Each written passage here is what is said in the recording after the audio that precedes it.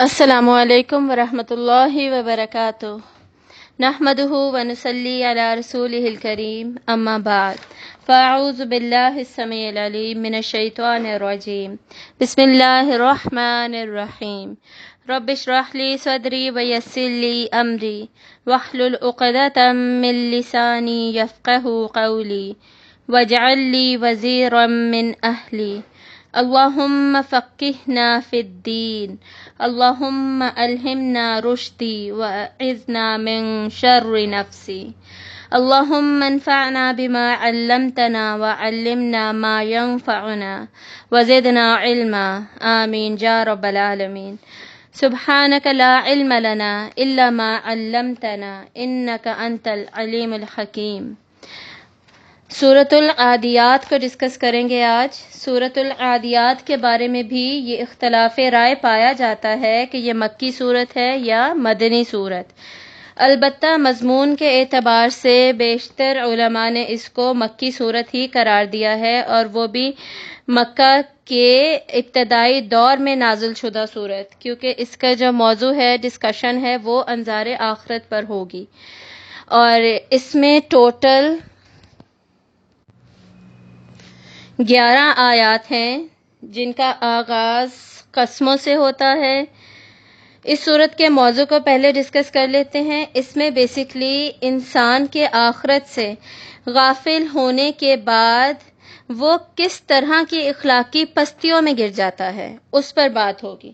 اور انسان کی 2 خصلتیں اس میں پرومیننٹ کی گئی ہیں، ان کو پوائنٹ آؤٹ کیا گیا ہے۔ وہ ہے ایک تو ناشکری اور دوسرا حب مال، اور یہ دونوں خصلتیں انسان میں بڑھ جانے کی وجہ کیا ہے؟ آخرت سے غفلت۔ اس صورت کے سٹائل کو دیکھیں تو ہمیں پتہ چلتا ہے کہ جیسے پہلے ہم نے 4 صورتیں پڑھی تھیں، سورۃ الصافات، الذاریات، المرسلات، النازعات، بالکل سیم اسی سٹائل پر اس کا آغاز ہوتا ہے سورۃ العادیات کا۔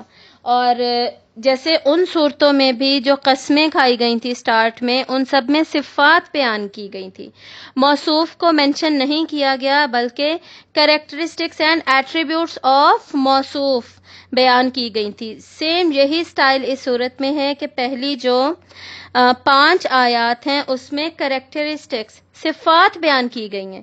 اب وہ صفات کس موصوف کی ہیں، یہ جیسے پچھلی صورتوں میں ہم نے ڈیٹیلڈ ڈسکشن کی، اس صورت میں بھی کریں گے، لیکن اس صورت میں اتنی زیادہ ڈیٹیل میں جانے کی ضرورت نہیں پڑے گی، کیونکہ مفسرین کا اجماع ہے اس پر کہ اس میں گھوڑوں کی ہی بات ہو رہی ہے۔ کون سے گھوڑے؟ جنگی گھوڑے۔ انہی کی بات کیوں ہو رہی ہے؟ کیونکہ ان کی یہ خصوصیت تھی اس زمانے میں جب قرآن مجید نازل ہوا کہ یہ جو گھوڑے تھے یہ جنگ میں اور دفاع میں، ڈیفنس کے لیے یوز کیے جاتے تھے، خصوصی اہمیت کے حامل تھے۔ جیسے اس زمانے میں آرمیز تو نہیں ہوتی تھی، نہ پولیس ہوتی تھی، اور اسپیشلی عرب میں کوئی قانون بھی ایون نہیں تھا، لا قانونیت تھی۔ تو ہر علاقے کو، ہر قبیلے کو، بیسیکلی ہر خاندان کو اپنی حفاظت خود کرنی ہوتی تھی۔ اس کے لیے پھر ان کے پاس تیز رفتار اور پراپرلی ٹرینڈ گھوڑے ہوا کرتے تھے، جن کو یہ پھر جنگ کے لیے بھی، دشمنوں سے مقابلہ کرنے کے لیے، ڈاکوؤں سے بچنے کے لیے، یعنی ہر چیز کے لیے استعمال ہوتے تھے۔ اور یہ گھوڑے بھی ایسے تھے کہ وہ ان کے لیے جان تر دینے کے لیے، ہر طرح کی مشقت اور محنت اور خدمت کرنے کے لیے ہر وقت تیار رہتے تھے، یعنی وفادار، فرما بردار، جاں نثار تھے۔ تو اب جب ہم یہ صفات پڑھیں گے تو ہمیں آئیڈیا ہوگا کہ یہ صفات ایگزیکٹلی انہی جنگی گھوڑوں کے اوپر پوری طرح بیٹھتی ہیں جن کا ابھی ہم نے ذکر پڑھا۔ تو اس صورت کو انشاءاللہ 3 سیکشنز میں پڑھیں گے۔ پہلا سیکشن یہی ہوگا 1 to 5، جس میں ہم قسموں کو دیکھیں گے، اس کے بعد مقسم الیہ دیکھیں گے، یعنی جس بات پر قسموں کو دلیل بنا کر پیش کیا گیا ہے، یعنی جو گھوڑوں کی صفات ہیں ان کو بتا کر کیا بات ثابت کرنے کی کوشش کی جا رہی ہے، ان کو دلالت کس بات پر کیا جا رہا ہے، وہ ہم سیکنڈ سیکشن میں پڑھیں گے، اور وہ ہوگا نمبر 6 to 8، اور اس کے بعد 9 to 11 لاسٹ 3 آیات میں ہم دیکھیں گے کہ جو مقسم الیہ ہے اس کی وجہ کیا ہے۔ یہی وہی 2 خصلتیں جو انسان میں پیدا ہو جاتی ہیں اخلاقی پستی کی، ان کی بنیاد کیا ہے، اور ان کی بنیاد میں نے آپ کو شروع میں ہی بتا دیا، وہ ہے آخرت کے دن سے غفلت، اس بات سے غفلت کہ ہمارا حساب بھی ہوگا، ہم سے کوئی کچھ پوچھے گا بھی، اللہ تعالیٰ ہم سے کوئی سوال کریں گے۔ بیسکلی لاسٹ سورت جو ہم نے پڑھی تھی سورۃ الزلزال، اس میں بھی آخرت کی ہی بات ہوئی تھی، اور اس میں آخرت کے اوپر جو مکذبین جو لوگ ہیں یا منکرین آخرت ہیں، وہ جو اعتراض کرتے تھے وہ آلریڈی ہم نے اس صورت میں ڈسکس کر لیے، اور ان تینوں اعتراضات کے جو جوابات تھے وہ بھی لاسٹ صورت میں ہی دے دیے گئے تھے۔ بیسکلی جو لوگ اعتراض کرنے والے ہوتے ہیں نا، وہ اعتراض کرتے کیوں ہیں؟ تاکہ وہ اس سے ہمیشہ غفلت میں رہیں، اسے اگنور کرتے رہیں، اور وہ اپنے ذہن میں یہ بٹھا لیں، کوئی نہ کوئی ایکسکیوز نیا کریٹ کر کے بنا کے اپنے ذہن میں یہ بٹھا لیں کہ نہیں آخرت نہیں آنی، کچھ نہیں ہوتا، بچ جائیں گے ہم، کوئی مسئلہ نہیں ہے، کوئی بات نہیں ہے۔ اللہ تعالیٰ کو ہماری ہی فکر ہے، اتنے چھوٹے پوری اگر یونیورس کو دیکھیں، یونیورس کا سائز دیکھیں، ارتھ سن کے مقابلے میں اتنی چھوٹی ہے، تو ہم تو بہت ہی بالکل ہی ذرے کے طرح لگتے ہیں۔ اگر ہم پورے یونیورس میں سے ریلیٹ کر کے اپنے آپ کو دیکھیں تو اللہ کو ہماری ہی فکر ہوگی۔ آج کل انسان یہ ایکسکیوز دیتا ہے، پرانے زمانے میں اور بھی بڑے ایکسکیوز تھے، تو وہ سارے ملا کے انسان یہ کیوں کرتا ہے ایسا؟ اپنے آپ کو تسلیاں دینے کے لیے کہ نہیں کچھ نہیں ہوتا، کوئی سزا وزا نہیں ملنی، کوئی جزا نہیں ہے، یہ لوگ لگے رہتے ہیں، کچھ بھی نہیں ہونا، ٹھیک ہے۔ تو اس طرح ہمیں پتہ چلتا ہے کہ پچھلی صورت کی کنٹینیوٹی میں ہی اس صورت میں بات ہو رہی ہے، ڈسکشن ہو رہی ہے۔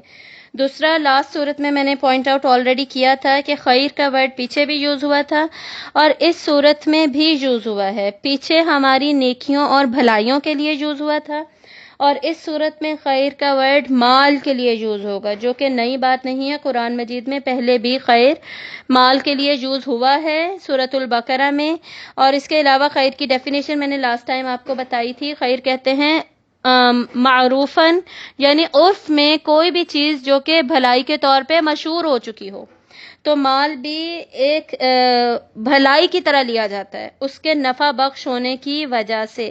لیکن یہاں پہ کیا پوائنٹ آؤٹ کیا جائے گا؟ اس سے بے جا محبت، اس کے پیچھے بھاگنا، اس کا تکاثر، اس پر تفاخر، اس کی وجہ سے انسان میں شیخی آ جائے، بخیلی آ جائے، شوہ پنا آ جائے، یہ سارا کچھ غلط ہے۔ بیسکلی مال اٹ سیلف، مال کمانا یا مال سے نفع اٹھانا غلط نہیں ہے، لیکن اس کی وجہ سے اللہ کے احکامات کو نظر انداز کرنا یا رد کرنا یا حلال حرام سے غافل ہو جانا، اچھے برے کی تمیز کو بھول جانا، یہ مین پرابلم ہے۔ تو اس حد تک جب حب مال دل میں آ جائے تو ہمیں پتہ چل جاتا ہے کہ یہ ہماری اخلاقی پستی کی طرف اشارہ کر رہا ہے۔ تو یہ پچھلی صورت سے اس کی مماثلت ہوگی، اور اگلی صورت کو اگر ہم دیکھیں اس کے بعد ہم سورۃ القارعہ پڑھیں گے، جس میں دوبارہ انظار آخرت کی بات ہوگی اور انجام کی بات ہوگی۔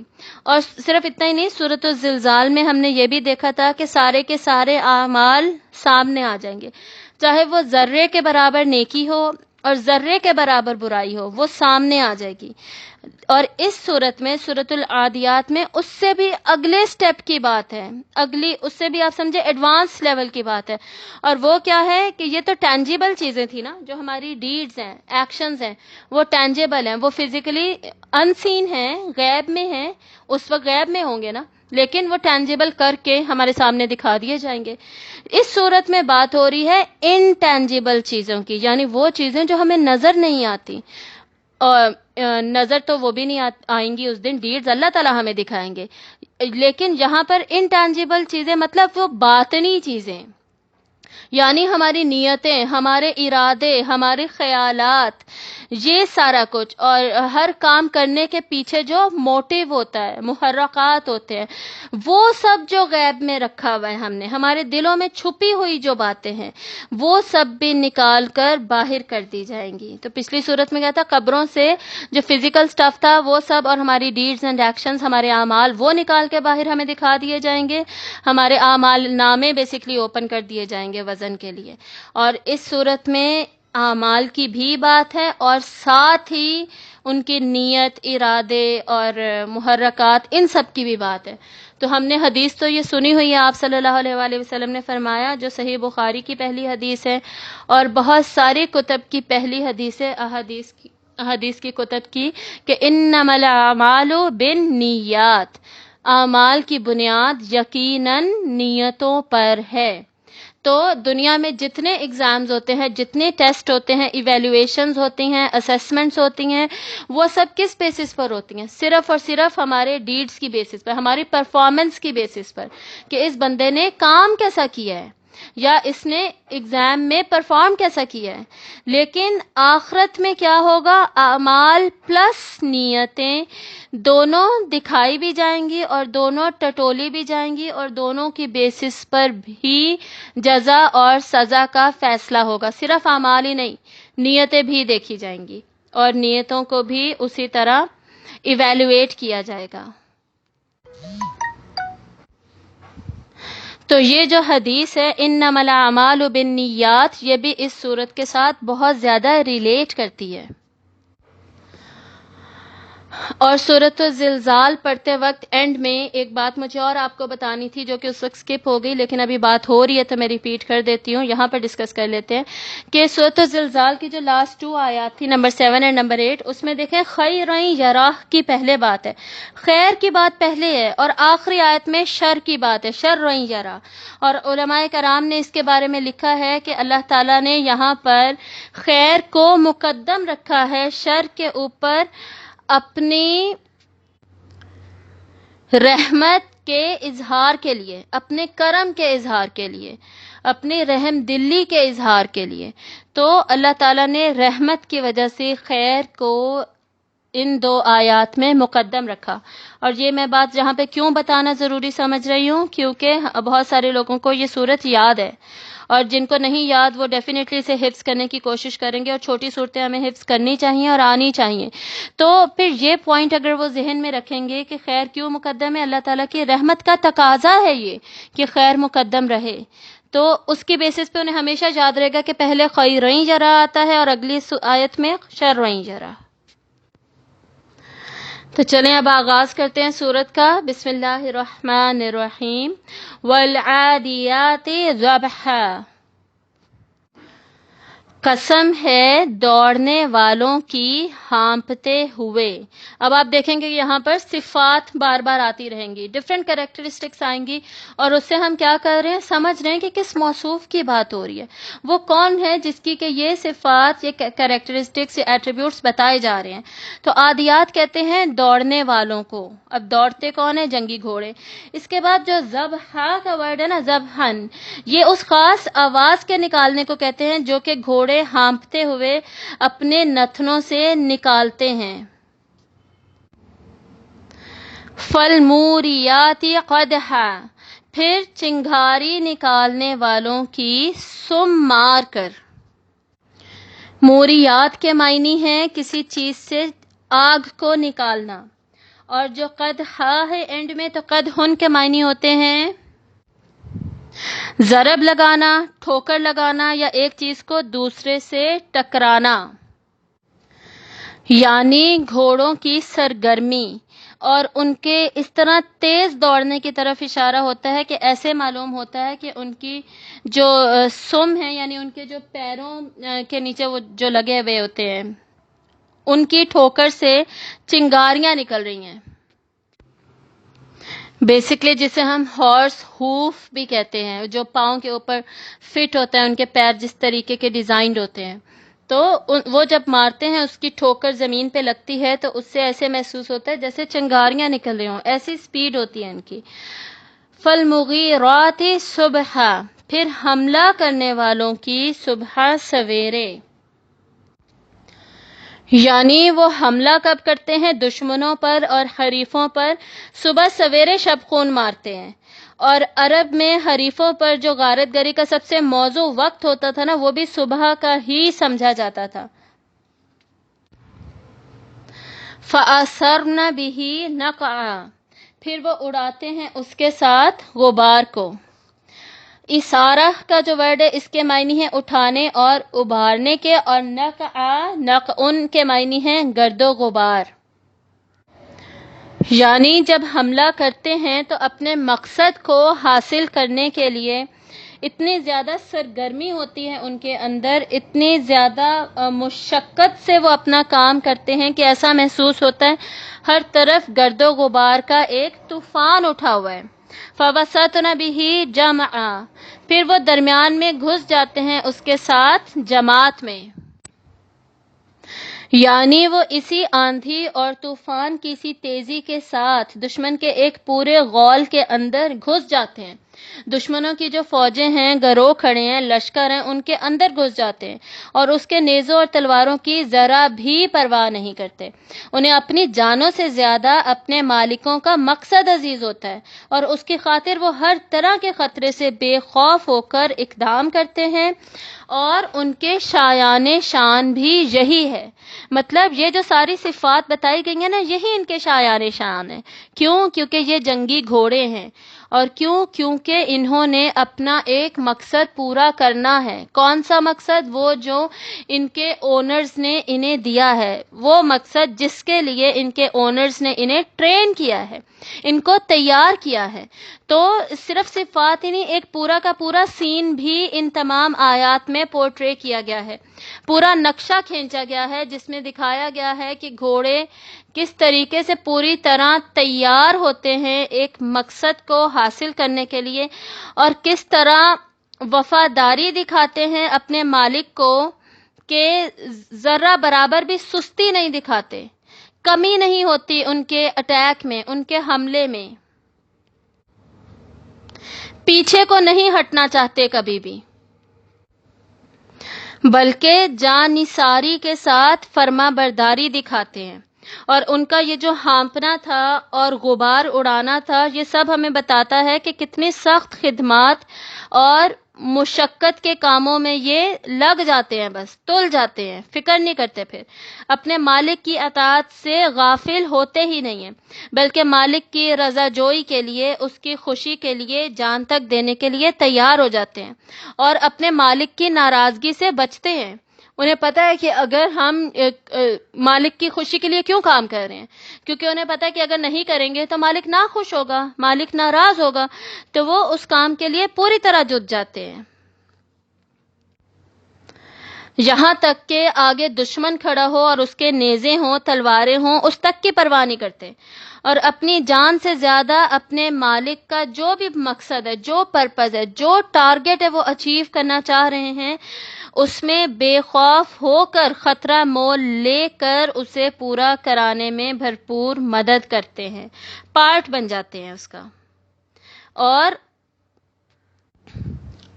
بیسیکلی جیسے غلام اپنے مالک کو سرو کرتا ہے نا، اسی طرح جانور اور خصوصاً وفادار گھوڑے، جنگی گھوڑے، ٹرینڈ گھوڑے اپنے مالک کو سرو کرنے کی پوری کوشش کرتے ہیں۔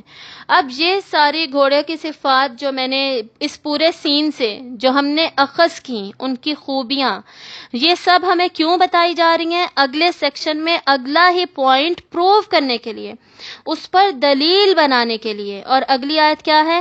ان الانسان لربہ لکنود، یقیناً انسان اپنے رب کا بڑا ناشکر ہے۔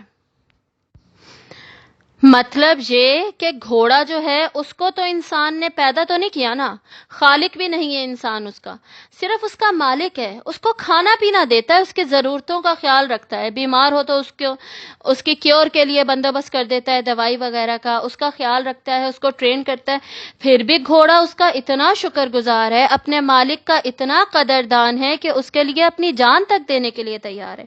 اور وہ انسان جس کا اللہ خالق بھی ہے، مالک اور رب بھی ہے، سب کچھ ہی اللہ ہے۔ اللہ نے اسے صرف پرووائڈ ہی نہیں کیا، صرف سسٹیننس، رزق دیا ہی نہیں ہے، بلکہ اسے پیدا بھی کیا، احسن التقویم پہ پیدا کیا، مکمل انسان، اتنے بھرپور طریقے سے کام کرنے والا اس کو بنایا، اس کو مختلف صلاحیتیں دی، کیپیبلٹیز دی، اس کے لیے ارد گرد کی تمام چیزیں، جانوروں کو، زمین کو، پہاڑوں کو، درختوں کو مسخر کر دیا اللہ نے اس کے لیے کہ وہ بوقت ضرورت ان سے کام لے سکتا ہے، ان سے مدد لے سکتا ہے۔ اللہ نے اس پر اس سے زیادہ بلیسنگز کر رکھی ہیں جتنی کہ اس انسان نے گھوڑے پہ کی ہوں گی، تھوڑی بہت کی ہوں گی۔ پھر بھی جتنی گھوڑا قدر کر رہا ہے اور گھوڑا شکر گزاری کر رہا ہے اپنے مالک کی، انسان کیوں نہیں کر رہا؟ انسان کا تو اللہ کے ساتھ اس سے بھی زیادہ اسٹرانگ رشتہ ہے کہ رب ہے اللہ اس کا رب ہے، پھر بھی وہ اس طرح شکر گزاری کیوں نہیں کر رہا؟ اللہ تعالیٰ کے تمام احسانات کو یاد کیوں نہیں کرتا، ان کی قدردانی کیوں نہیں کرتا اور ان پر شکر گزار کیوں نہیں ہوتا؟ ناشکرا بن کر ہی کیوں رہتا ہے؟ یہ پوائنٹ ہے جو کہ یہاں پہ ریز کیا جا رہا ہے، جس کی وجہ سے پیچھے پورے سین میں ہمیں ایک سچویشن سمجھائی گئی۔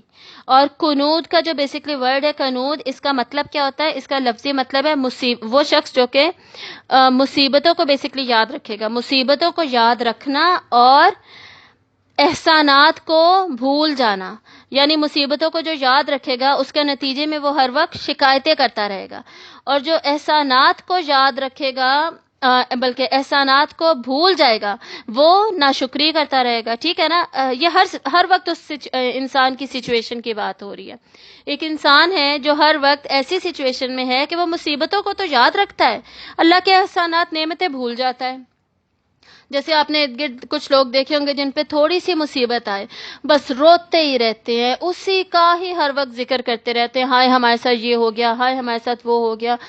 ہر وقت انہیں اللہ کی باقی جو ان کے بچپن سے لے کے یا ان کی اولاد کے بچپن سے لے کے جوانی تک اللہ نے جو نعمتیں دیں، جو اللہ نے احسانات کیا، وہ سب بھول جاتے ہیں، اور صرف یہی یاد رہتا ہے کہ جی ہمارے ساتھ یہ ٹریجڈی ہو گئی، میرے بچے کو طلاق ہو گئی، میرے بچے کی ڈیتھ ہو گئی، یا فلاں اس میں فیل ہو گیا، یا فلاں کو وہ جاب نہیں ملی، بس اس پہ ہی رونا لگا رہتا ہے۔ آپ کے اپنے ارد گرد بھی ایسے لوگ ہوں گے، مطلب وہ جو ایک مصیبت آئی وہ یاد ہے اور اس کے نتیجے میں ہر وقت شکایتیں کر رہے ہیں اور احسانات کو بالکل بھول گئے ہیں اور اس کی وجہ سے مسلسل ناشکری کر رہے ہیں۔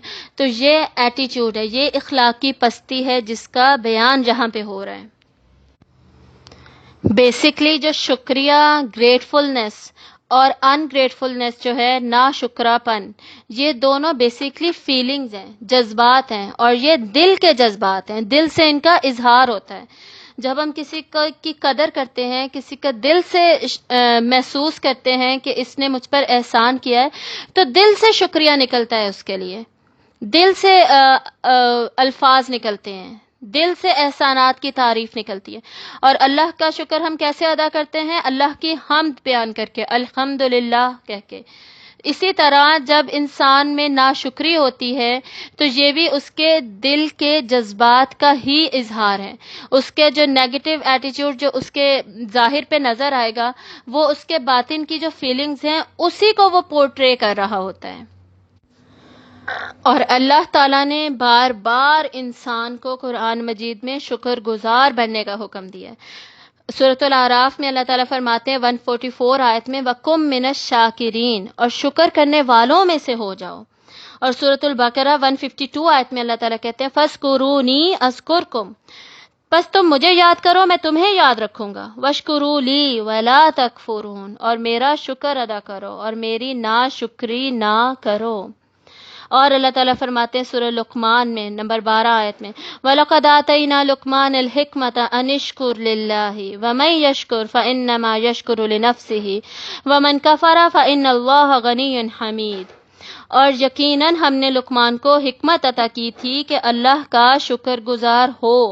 مطلب کہ حکمت کا پہلا تقاضا کیا ہے؟ کوئی انسان یہ جاننا چاہتا ہے وہ کتنا وائز ہے، اس میں کتنا وزڈم ہے، کتنی حکمت ہے، حکیم کتنا ہے وہ، تو اس کے لیے پہلا لٹمس ٹیسٹ کیا ہے؟ پہلا پوائنٹ جو اس کے ایٹیچیوڈ میں، اس کی پرسنالٹی میں نظر آنا چاہیے وہ ہے اللہ کی شکر گزاری۔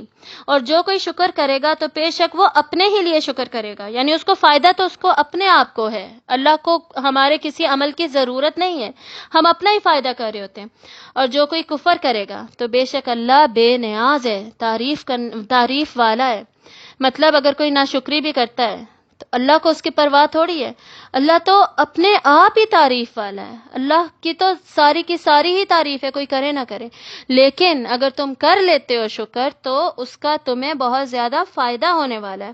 اسی طرح سورہ ابراہیم میں ہم پڑھتے ہیں آیت نمبر 7 میں وَإِذْ تَأَذَّنَ رَبُّكُمْ لَئِن شَكَرْتُمْ لَأَزِيدَنَّكُمْ، اور جب تمہارے رب نے خبردار کر دیا تھا کہ البتہ اگر تم نے شکر ادا کیا تو میں تمہیں اور زیادہ دوں گا، ان عذابی لشدید وَلَئِن كَفَرْتُمْ ان عذابی لشدید، اور اگر تم نے ناشکری کی تو بے شک میرا عذاب بہت شدید ہے۔ تو نعمتوں کی ناشکری کرنے والوں کے لیے سزا ہے، اور نعمتوں کا شکر ادا کرنے والوں کے لیے اللہ تعالیٰ وعدہ کر رہے ہیں لَأَزِيدَنَّكُمْ، یقیناً میں انہیں بہت زیادہ بڑھا چڑھا کر دوں گا۔ ٹھیک ہے، اور صرف اتنا ہی نہیں، اللہ تعالیٰ نے صرف اپنی شکر گزاری کا حکم نہیں دیا، انسانوں کے ساتھ شکر گزاری کا رویہ رکھنے کا حکم بھی دیا ہے۔ آپ صلی اللہ علیہ وآلہ وسلم کی حدیث ہے صحیح بخاری میں، حضرت ابی ہریرہ رضی اللہ تعالیٰ عنہ سے روایت ہے، آپ صلی اللہ علیہ وسلم نے فرمایا لا یشکر اللہ من لا یشکر الناس، جو لوگوں کا شکر گزار نہیں ہوتا وہ اللہ کا بھی شکر گزار نہیں ہوتا۔ یعنی اللہ تعالیٰ نے اگر کسی انسان کو وسیلہ بنایا ہے آپ کی مدد کرنے کا، آپ کے لیے کوئی بھی نفع پہنچائے جانے کا، آپ کو کسی انسان کی وجہ سے کوئی فائدہ مل رہا ہے، تو پھر آپ اس کے بھی شکر گزار ہوں۔ اور جو اتنا برا انسان ہے، اتنی اس کی نیگیٹو اپروچ ہے کہ وہ انسانوں کا بھی شکر گزار نہیں ہوتا، تو اس کا مطلب ہے کہ وہ اللہ کا بھی شکر گزار نہیں ہوتا۔ امام وحید الدین فراہی جو ہیں، ان کے جو قرآنی حواشی ہیں، یعنی انہوں نے ہر سورت کے جو حاشیے میں اس سورت سے ریلیٹڈ ڈسکشن دی ہے، اس میں انہوں نے سورۃ الفاتحہ سے ریلیٹڈ بہت ہی خوبصورت باتیں لکھی ہیں، اور انہوں نے یہ واضح کیا ہے کہ پہلی سورت ہی اس کی جو پہلی آیت ہے الحمدللہ رب العالمین، اسی سے ہمیں پتہ چل جاتا ہے کہ شکر اور تعریف سے اللہ کی قرآن مجید کا بیان ہو رہا ہے، تو یہ ہمارے ایمان کی بنیاد ہے۔ کتنا امپورٹنٹ ہے ہمارے لیے اللہ تعالیٰ کا شکر گزار ہونا اور اللہ کا شکر بیان کرنا۔ اور وہ شروع ہی اس بات سے کرتے ہیں کہ فطرت کی گواہیوں سے اول و آخر یہی صدا بلند ہوتی ہے کہ شکر اور تعریف سب اللہ رب العالمین کے لیے ہے۔ یعنی اللہ تعالیٰ کی شان پروردگاری کو دیکھ کر پہلا اثر جو انسان پر مرتب ہونا چاہیے یا مخلوق پر مرتب ہونا چاہیے وہ یہ ہے کہ اللہ کا شکر ادا کیا جائے۔ اس حقیقت کو سب سے پہلی آیت میں واضح کر دیا گیا، اور ہمیں پتہ چلتا ہے سورۃ الاعراف سے آیت نمبر 43 سے، اور ایون سورۃ الزمر کی آیت 74 اور 75 سے، کہ انسان آخر میں بھی جب وہ جنت میں داخل ہو رہا ہوگا تو جو کلمات اس کے منہ میں ہوں گے، منہ پر ہوں گے جنت میں داخل ہوتے وقت، وہ بھی اللہ تعالیٰ کے شکر کے کلمات ہوں گے۔ اور وہ کیا ہوں گے؟ سورۃ الاعراف میں پڑھتے ہیں ہم الحمدللہ الذی ہدانا لہذا، یا اللہ تیرا شکر اور تعریف تیرے ہی لیے ہے کہ تو نے ہمیں اس چیز کی طرف ہدایت دی، اس جنت کی طرف تو نے ہمیں ہدایت دے دی، سیدھا رستہ دکھا دیا اور ہم یہاں پہنچ گئے۔ اور سورۃ الزمر میں کیا آتا ہے؟ وقال الحمدللہ الذی صدقنا وعدہ، اور وہ کہیں گے تمام شکریہ اور تعریف اللہ کے لیے ہے جس نے اپنا وعدہ سچا کر دکھایا۔ اور لمبی آیات ہیں 74 اور 75، اتنا ہی فی الحال ہم پڑھتے ہیں۔ اس سے ہمیں پتہ کیا چل رہا ہے؟ پتہ یہ چل رہا ہے کہ جس کا دنیا میں ایٹیٹیوڈ شکر گزاری والا ہوگا، اس کے اندر گریٹفلنس ہوگی، وہ قدر کرے گا، اور قدر کیسے کرنی ہے یہ اللہ تعالیٰ نے ہمیں بتا دیا۔ اللہ کی نعمتوں کا صحیح استعمال کر کے، اللہ تعالیٰ کی نعمتوں کی قدر کر کے، اللہ تعالیٰ کی نعمتوں کا ذکر کر کے، اللہ کے احسانات کو بار بار دوسروں کے سامنے بھی یاد کر کے اور خود اپنے دل میں بھی یاد کر کے، پھر اللہ تعالیٰ کی تعریف کر کے، یہ سب شکر گزاری کے انداز ہے۔ اور پھر جس انسان نے آپ پر احسان کیے اس کے لیے بھی آپ شکر گزار ہوں۔ ان سب طریقوں سے انسان جب شکر گزار ہوتا ہے، اور جو شخص زندگی میں اپنا شکر گزاری کا رویہ رکھتا ہے تو آخرت میں پھر اسی کے منہ میں شکر گزاری کے الفاظ ہوں گے۔ جنت کن کے لیے ہے؟ وہی جو قرآن مجید پر مکمل طور پر عمل کرتے ہیں۔ اور ہمیں حکم کس چیز کا دیا جا رہا ہے اس صورت میں؟ ناشکری سے بچنے کے لیے۔ اور گھوڑوں کی مثال دے کے یہ بات واضح کی جا رہی ہے کہ بھئی ایسا ہے کیوں؟ غلام کی جو قدر و قیمت ہوتی ہے نا، اس کا پورا انحصار اس کی خدمات پر ہے۔ مطلب ہم اللہ کے غلام ہیں، اب ہماری کیا قدر و قیمت ہے یہ تو ہمیں جس دن جزا ملے گی آخرت کے دن، اس دن ہمیں پتہ چل جائے گا۔ تو جو میری قدر و قیمت ہے، میری جزا جو سزا اس دن ہوگی، اس کا پورا انحصار کس بات پر ہے؟ میری خدمات پر، کہ میں نے دنیا میں کیا کیا، میں نے اللہ کو کیسے سرو کیا، میں نے ایز اے غلام کیسے اپنے آپ کو اللہ کی خدمت میں رکھا۔ تو ہم سے تو اچھا وہ گھوڑا ہے جو کہ اپنے مقصد کو کبھی نہیں بھولتا اور اپنے مالک کی خدمات پورا کر کے اپنی قدر و قیمت بڑھا لیتا ہے۔ اور ہم کیا کرتے ہیں؟ ہم چاہتے ہیں کہ جس رب کے ہم غلام ہیں ہم اس کی ایک بھی نہ مانیں، لیکن دنیا اور آخرت کے جتنے بھی احسانات ہیں، جتنی بھی نعمتیں ہیں، وہ ساری کی ساری ہمیں ملتی رہیں۔ تو انسان ان خوابوں میں، ان خیالوں میں ہر وقت ڈوبا رہتا ہے۔ اور اللہ کی شکر گزاری یہ بھی ہے کہ اللہ نے ہمیں جو مقصد دیا ہے وہ مقصد ہم پورا کر کے دکھائیں۔ اللہ تعالیٰ نے ہمیں مقصد دیا ہے کہ ہم اللہ کی عبادت کریں، ہم عبادت میں ہم انفرادی عبادت کا بھی خیال رکھیں، اجتماعی عبادت کا بھی، اور اس کے بعد اوورآل دین کو قائم کر کے بھی دکھائیں۔ یہ پورا عبادت کا ایک سٹرکچر ہے جس کو کہ ہمیں پورے کے پورے پہ عمل کرنا ہے۔ جو لوگ یہ سمجھتے کہ ہم نے انفرادی گھر میں عبادت کر لی، یعنی نماز، روزہ، حج، زکوٰۃ وغیرہ، بس ختم ہو گیا، کافی ہے، اس سے زیادہ ہمیں کرنے کی کیا ضرورت ہے؟ نہیں، اجتماعی عبادت بھی کرنی ہے، یعنی امر بالمعروف کرنا ہے، نہی عن المنکر کرنا ہے۔ گھر میں ڈر کے مارے کہ جی نہیں، لوگ تانے دیتے ہیں، آج کل لوگ باتیں کرتے ہیں، یہ وہ، ان ساری چیزوں کی فکر کر کے آپ پوری سوسائٹی کی فکر جب نہیں کرتے، سوسائٹیز میں، معاشرے میں کرائم کو، جرائم کو پھیلنے دیتے ہیں، آپ سزاؤں کو نافذ ہونے نہیں دیتے، اور آپ کہتے ہیں کہ جی نہیں، اسلامی شرعی سزائیں بڑی سخت ہیں، نہیں ایسا نہیں ہونا چاہیے، ویسا نہیں ہونا چاہیے، اور جرم آپ کی وجہ سے پھل پھول رہا ہے۔ تو بھائی جو لوگ اجتماعی عبادت میں پارٹیسپیٹ نہیں کر رہے تو ان سے اس کا سوال ہوگا، وہ یہ نہ سمجھے انفرادی عبادت بس کافی ہے ان کے لیے۔ اور پھر جو لوگ اجتماعی عبادت کر رہے ہیں اور اس کے بعد اس کے اوپر پھر دین کو قائم کرنے کی بھی ذمہ داری اللہ نے ہم سب پر ڈالی ہے۔ اب جو لوگ اتنا کر رہے ہیں لیکن دین کے قائم ہونے کے لیے کچھ بھی نہیں کر رہے، دین کی اشاعت کے لیے کچھ بھی نہیں کر رہے، اللہ تعالیٰ کا میسج، اللہ کا پیغام آگے پہنچا دینے کے لیے کوئی ایک سٹیپ بھی نہیں وہ کر رہے، نہ وہ کچھ بیان کر رہے ہیں، نہ قرآن پڑھا رہے ہیں، نہ حدیث پڑھا رہے ہیں۔ پڑھانا چھوڑیں، ویسے بھی بندہ ڈسکس ہی کر لیتا ہے، ضروری نہیں ہے کہ ہر کوئی پڑھائے ہی، ہر کوئی پڑھانے کی فیلڈ میں نہیں ہو سکتا، لیکن ہم ڈسکشنز تو کر سکتے ہیں نا۔ ہم سب کی ذمہ داری کم از کم اپنے بچوں کی تربیت تو ہے نا، ہم ان کی تربیت بھی قرآن و حدیث کے مطابق نہیں کرتے، اور ہم اس سے مزید آگے اتنا بھی نہیں کرتے کہ ہم قلم کے ذریعے لکھ کر ہی دین کی اشاعت کر دیں۔ اور اس سب کے اینڈ پہ جہاد آتا ہے بھائی، کہ ہم جان دے کے ہی سچ کو سچ ثابت کر دیں اور اللہ کے دین کو قائم کر کے دکھا دیں۔ تو وہ جان دینا تو پھر جی ہماری زندگیوں میں آئے گا ہی نہیں جب ہمارے پہلے والے سارے سٹیپس ہی مکمل نہیں ہیں۔ تو انشاءاللہ عبادت کا یہ جو پورا سٹرکچر ہے نا، اس پہ پھر کبھی ضرور بات کریں گے جب عبادت کا ہی ٹاپک ڈسکس ہو رہا ہوگا۔ یہاں پر تو بیچ میں بات آ گئی۔ اب اگلی آیت دیکھیے، وَإِنَّهُ عَلَى ذَلِكَ لَشَهِيدٌ، اور بے شک وہ اوپر اس کے البتہ گواہ ہیں۔ کس بات کے اوپر؟ اپنے ناشکرے پن کے اوپر۔ مطلب انسان کا اپنا ضمیر جو ہے، اس کے اپنے اعمال جو ہیں، وہ اس کے اس ناشکری والے عمل پر مکمل طور پر گواہ ہیں، یعنی اس کو مزید کسی دلیل کی ضرورت نہیں ہے، مزید کوئی دلیل ان کے اوپر قائم کی جائے، کوئی اور گواہ بلایا جائے کہ بھئی تم ناشکرے ہو، اس سب کی ضرورت نہیں ہے، انسان کو خود ہی پتہ چل جاتا ہے۔ اس کا مطلب بیسیکلی یہ ہے کہ انسان کی جو فطرت ہوتی ہے نا، بائی نیچر جسے ہم کہتے ہیں، بائی نیچر ہم ایسے ڈیزائنڈ ہیں کہ کوئی ہم پہ احسان کرے تو ہم اس کی قدر کریں، اس کے شکر گزار ہوں.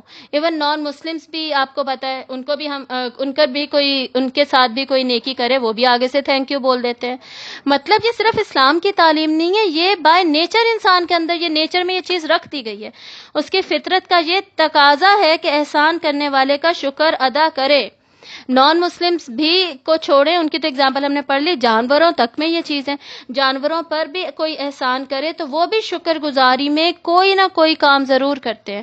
آپ کو ڈیفینڈ کریں گے، آپ کی طرف وفاداری دکھائیں گے، آپ کی طرف پیار سے دیکھیں گے، کسی نہ کسی طرح اپنی شکر گزاری قدردانی کا اظہار ضرور کریں گے. بیسکلی بات یہ کی جا رہی ہے کہ جو لوگ ناشکری کرتے ہیں، اب یہ تو ہم پہ کلیئر ہو گیا نا کہ ہماری فطرت کا تقاضا کیا ہے کہ ہم شکر گزار ہوں. تو جب انسان کے ہوں گے، کچھ لوگ انسانوں کے ہوتے ہیں، جانور انسان کا شکر گزار ہوتا ہے، نان مسلمز دوسرے باقی انسانوں کے شکر گزار ہوتے ہیں، وہ اللہ کو ریئلائز نہیں کرتے، اللہ کو ایز اے خالق نہیں مانتے، مالک نہیں مانتے. اور ہم بھی اگر صرف اتنا ہی کریں، منیمم لیول انسانوں کے شکر گزار ہوں اور اللہ کے احسانات کو نہ مانیں، تو پہلی بات تو ہم نے یہ سیکھ لی کہ یہ ہماری فطرت کا تقاضا ہے، ہمارے اندر یہ بات ہے کہ ہم مانیں. ہمیں اتنا پرفیکٹ بنایا اللہ نے، تو ہم کسی نے تو بنایا، تو ہم اللہ کو پہچان کر اللہ کے شکر گزار ہوں. دوسرا ہم پہ یہ بات کلیئر ہو رہی ہے تو پھر بھی جن کے اندر ناشکری ہے، اس کی وجہ یہ نہیں ہے کہ ان کے پاس کوئی دلیل ہی نہیں ہے شکر گزار ہونے کے لیے. مطلب کہ کسی کو ہم کہیں کہ بھائی تم ناشکرے کیوں اتنے، تو وہ کہے بھائی تھینک فل ہونے کی ضرورت ہی کیا ہے، میں کیوں ہوں تھینک فل، مجھے کوئی ایویڈنس دو، کوئی دلیل دو، پروف کرو میرے پاس کہ جی مجھے تھینک فل ہونا چاہیے. سمجھ آ رہی ہے؟ تو یہاں پہ یہ پوائنٹ بھی کلیئر ہو رہا ہے کہ ان کی ناشکرے لوگوں کی وجہ یہ نہیں ہوتی کہ ان کے پاس کوئی دلیل نہیں ہے، بلکہ وجہ یہ ہوتی ہے کہ وہ نفسانی خواہشات کی پیروی کرتے ہیں. اور یہ پوائنٹ اب اس سے اگلی آیت میں کلیئر ہوگا.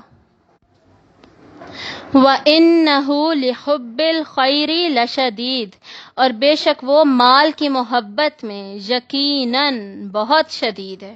یعنی اس کے دل میں سب سے زیادہ محبت کس چیز کی ہے، وہ کون سی نفسانی خواہش ہے جس کے پیچھے وہ اتنا زیادہ بھاگ رہا ہے اور اسی کے پیچھے پڑا ہوا ہے. اس کی وجہ سے وہ اللہ کے احسانات کو بھی بھول گیا، وہ اللہ کا خوف بھی بھول گیا مال کے چکر میں. اتنا زیادہ حب مال اس کے اندر آیا، ایسا اندھا ہوا کہ حرام حلال کا فرق ہی بھول گیا، اچھے برے کی تمیز ہی بھول گیا، اللہ کی آیات، اللہ تعالیٰ کے احکامات سے بے پرواہی دکھائی.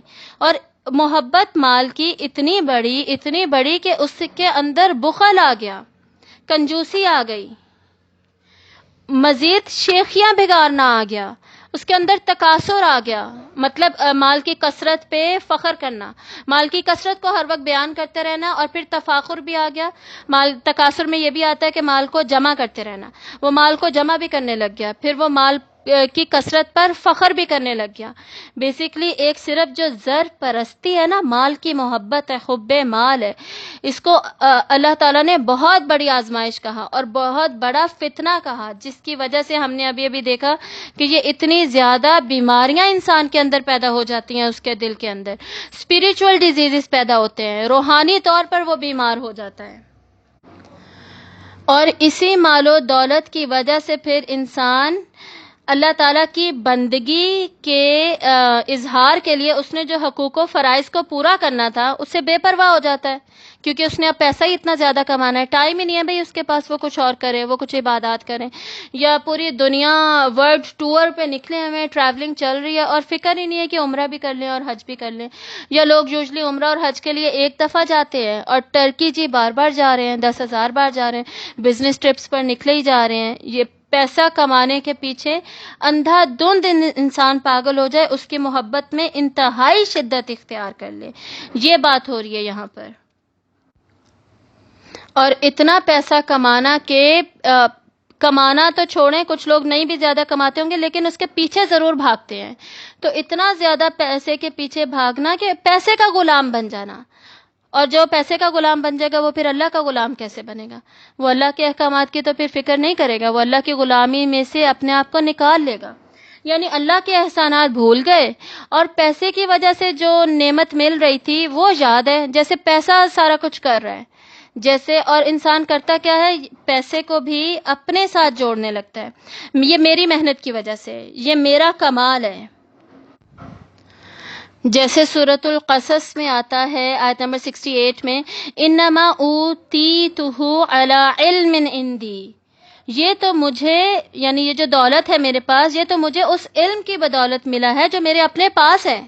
یعنی جو میرے پاس علم تھا فائنینشیل مینجمنٹ کا اور اکاؤنٹس کا اور یہ سارا جو بھی علم تھا، یہ جو میں پیسہ کما رہی ہوں یا کما رہا ہوں، یہ سب تو میرے اپنے علم کی وجہ سے ہے، یہ تو میرا اپنا کمال ہے، یہ تو میری محنتیں ہیں، اپنے ساتھ ریلیٹ کرنے لگتا ہے۔ تو اللہ تعالیٰ کیا کہہ رہے ہیں کہ تمام نعمتوں اور احسانات کو اللہ تعالیٰ کے ساتھ ریلیٹ کر کے اللہ کی غلامی میں آ جاؤ اور اللہ کے شکر گزار بنو۔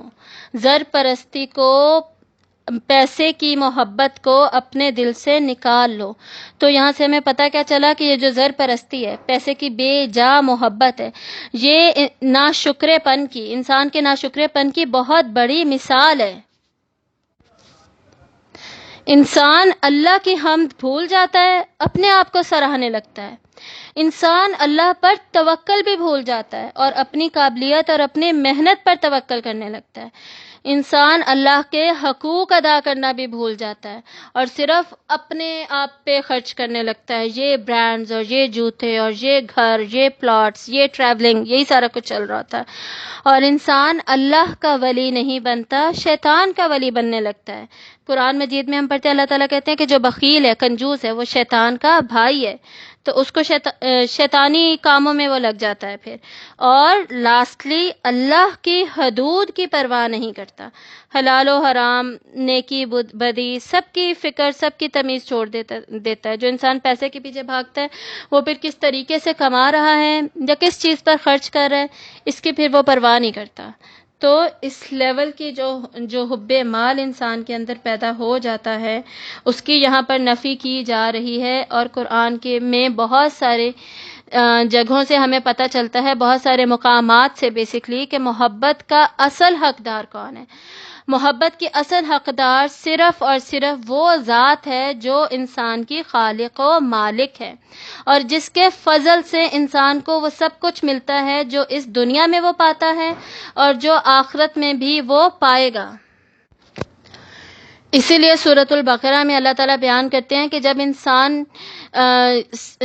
سچے جو اہل ایمان ہیں نا، ان کے سامنے جب کوئی ایسا مرحلہ آتا ہے جس میں ان کے نفس اور ان کے رب کے جو مطالبات ہیں ان میں تصادم ہو رہا ہو، جیسے میرا بڑا دل کر رہا ہے کہ میں ریسٹ کروں، لیکن اللہ تعالیٰ کہہ رہے ہیں کہ نہیں، جہاد کے لیے نکلو، تصادم ہو رہا ہے، ٹکر ہو رہی ہے، تو پھر وہ کرتے کیا ہیں؟ وہ اپنے رب کی محبت میں مضبوط ثابت ہوتے ہیں، اور جو نفس کے مطالبے ہوتے ہیں، نفس کی خواہش ہوتی ہے، اس کو ٹھکرا دیتے، ریجیکٹ کر دیتے ہیں۔ آیت نمبر 165 میں ہم پڑھتے ہیں، وَالَّذِينَ آمَنُوا أَشَدُّ حُبًّا لِلَّهِ، اور وہ لوگ جو ایمان لائے وہ اللہ کی محبت میں انتہائی شدید ہوتے ہیں۔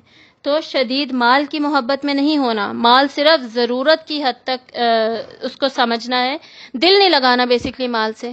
مال کمانا ہے، خرچ بھی کرنا ہے، لیکن اس کے ساتھ دل نہیں لگانا۔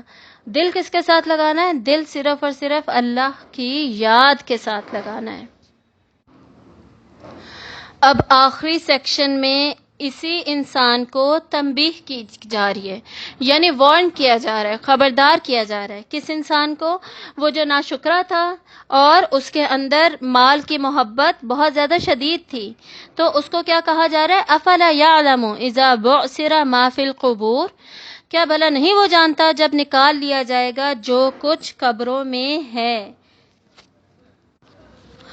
بعثرہ کا بیسکلی مطلب ہوتا ہے کسی جمع کی ہوئی چیز کو جائزہ لینے کے لیے نکالنا، پلس اس کو متفرق بھی کرنا، یعنی اس کو پھیلا بھی دینا، کھول کر سامنے بھی رکھ دینا، اور پھر اس کو ایویلویٹ بھی کرنا ہے۔ دکھانا صرف for the purpose of, for the sake of دکھانا ہی نہیں ہے، بلکہ اس کی ایویلویشن بھی ہوگی۔ مطلب یہ کہ جتنے بھی دفینے ہیں زمین کے اندر، انسان سارے نکلیں گے۔ آلریڈی ہم نے پڑھ لیا سورۃ الزلزال میں بھی، سورۃ الانشقاق میں بھی، اور سورۃ الانفطار میں بھی۔ اور یہاں سے ہمیں کیا پتہ چل رہا ہے کہ جو مال و زر چھپا ہوا ہے وہ بھی باہر نکل آئے گا۔ ان صورتوں کی تفسیر میں بھی یہ ہم نے پڑھا تھا، لیکن یہاں پر پرٹیکولرلی اس کی طرف اشارہ ہے کیونکہ پیچھے مال کی بات ہو رہی تھی۔ تو جب مال و زر بھی نکلے گا تو انسان پریشان ہوگا، شرمندہ ہوگا۔ یہ ہمیں حدیث سے بھی پتہ چلتا ہے کہ یہ سب تھا، یہ چیزیں تھیں جن کے پیچھے میں لوگوں کے حق مارتا تھا، میں عبادت نہیں کرتا تھا، میں نے اللہ کو ٹائم ہی نہیں دیا، نماز ہی نہیں پڑھی، بس کمانے میں لگا ہوا رہا۔ یہ چیزیں تھیں جس کی وجہ سے میں نے فلاں کی زمین چھین لی، فلاں کا وراثت کا حصہ چھین لیا، میں نے فلاں کی پروموشن لے لی، یہ تھا، اس سب کے لیے میں لگا رہا اور آج میں کتنے زیادہ لاس پہ ہوں۔ یہ احساس ہوگا اس دن انسان کو۔ اور صرف اتنا ہی نہیں، وَحُصِّلَ مَا فِي الصُّدُورِ، اور حاصل کر لیا جائے گا جو کچھ سینوں میں ہے۔ یعنی صرف ظاہری اعمال ہی نہیں بلکہ جو اسرار چھپے ہوئے ہیں، جو راز ہیں ہمارے سینوں میں، ان کی بھی جانچ پڑتال ہوگی۔ دلوں میں جتنے بھی ارادے ہیں، نیتیں ہیں، اغراض ہیں، مقاصد، خیالات، افکار، جو کچھ بھی ہے اور جو ہم ظاہری کام کر رہے تھے، ان کے باطنی محرکات، موٹیوز جو ہیں، وہ سب کھول کر رکھ دیے جائیں گے اور چھانٹ کر اچھائی اور برائی کو الگ الگ کر دیا جائے گا۔ خصوصاً یہاں پر ان لوگوں کو ڈرنا چاہیے جن کے ظاہری اعمال تو بہت اچھے ہوں، نیک ہوں، بہت زیادہ چیریٹی کر رہے ہیں، لیکن اس کے پیچھے نیت کیا ہے؟ لوگوں کو دکھانا، ریاکاری یا اذیت یا احسان، وہ تمام نیتیں جو کہ اس کو ضائع کر دینے والی ہیں۔ یعنی لبادہ نیکی کا اوڑا ہوا ہے یا حلیہ نیکوں کا ہے، جیسے داڑھی رکھی ہوئی ہے اور دکھنے میں بڑے نیک ہیں لیکن اندر بند کمرے میں گناہ کے کام ہو رہے ہیں، تو یہ سارا کچھ اس وقت کھول کر رکھ دیا جائے گا اور سارے اعمال قیامت کے دن انسان کے سامنے آ جائیں گے اور وہ بچ نہیں سکے گا کسی بھی طریقے سے۔ ہم نے لاسٹ صورت میں پڑھ لیا تھا، سورۃ الزلزال کی تفصیل میں، کہ کیسے انسان پھنس جائے گا، کہ اعمال نامے بھی کھول دیے، فرشتے بھی گواہی دے رہے ہیں، اس کے اپنے آرگنز گواہی دے رہے ہیں اور اس کے اپنی جلد گواہی دے رہی ہے، ہر چیز، زمین تک گواہی دے رہی ہے، زمین بھی خبریں بیان کرے گی، زمین بھی گواہ بن گئی، سارا کچھ گواہی دے رہا ہے اس کے خلاف۔ اور ساتھ ہی آخری آیت سورت کی دیکھیے، ان ربہم بہم یومئذ لخبیر، بے شک ان کا رب ان کے بارے میں اس دن یقیناً بہت باخبر ہوگا۔ یعنی انسان پر یہ آشکار ہو جائے گا کہ اس کا رب اس کے ظاہر اور باطن سے کتنا زیادہ آگاہ ہے، کتنا زیادہ باخبر ہے۔ باخبر تو اللہ آج بھی ہے، لیکن آج اس سب کو ظاہر کرنا، ان اعمال اور نیات کا اظہار کرنا، آشکار کرنا، اس کا بھی وقت نہیں ہے۔ حکمت یہ ہے اللہ تعالیٰ نے اس کام کو یوم آخرت کے لیے رکھا کہ یوم آخرت کو یہ سارا کچھ کھول دیا جائے گا اور پھر انسان سب کچھ جان جائے گا کہ وہ کس برے طریقے سے پھنس چکا ہے۔ ہر طرف سے، دنیاوی چیزوں کی طرف سے تو، گواہوں کی طرف سے تو پھنسا ہوا تھا، اب اللہ تعالیٰ کو دیکھے گا، اللہ کا باخبر ہونا دیکھے گا تو سمجھ جائے گا اب تو بچنے کی کوئی صورت ہی نہیں ہے، اب تو یا ادھر ہیں یا پھر ادھر ہیں۔ اور پھر ہر چیز کا انسان سے پورا کا پورا حساب لے لیا جائے گا۔ اللہم حاسبنا حسابا یسیرا، آمین یا رب العالمین۔ اس کے ساتھ ہی اس صورت کو مکمل کرتے ہیں ہم۔ سبحانک اللہم و بحمدک، اشہد ان لا الہ الا انت، استغفرک و اتوب الیک۔ السلام علیکم ورحمۃ اللہ وبرکاتہ۔